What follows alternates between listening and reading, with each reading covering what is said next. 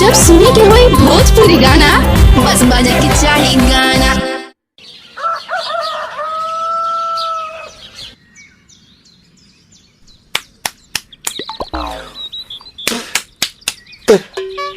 ताए भैया ताहे लरुआल बारा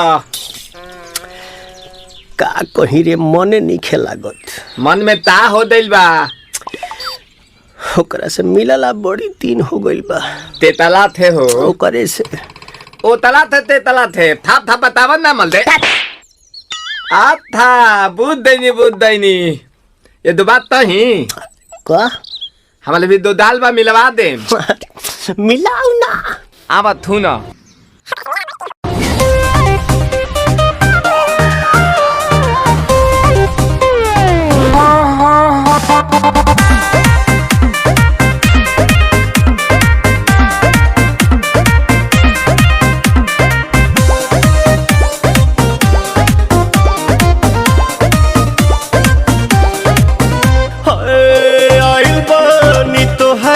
गलिया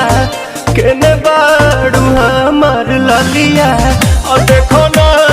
यारावा के पैसन भइल बा हलिया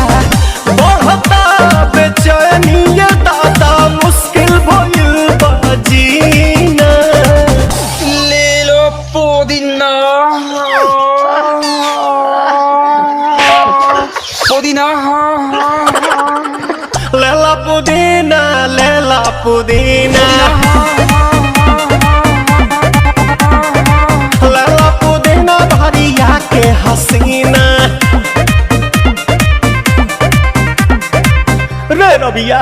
नायिका रे लूटा ना भैया तलाई माला तनी मार मार नितला ना नितला जल्दी नितला बहला हो नितला नितला जल्दी नितला बहला हो मिले थाती आइल तोहर दाँव के लाभला हो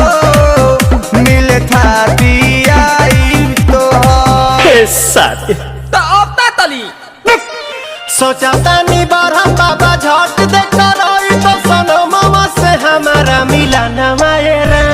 ना तो हम दे देम यही जे पर नामा हो बेची बेची गावतानी गंगा मायरा। 1 मिनट भाभी, आती हूँ।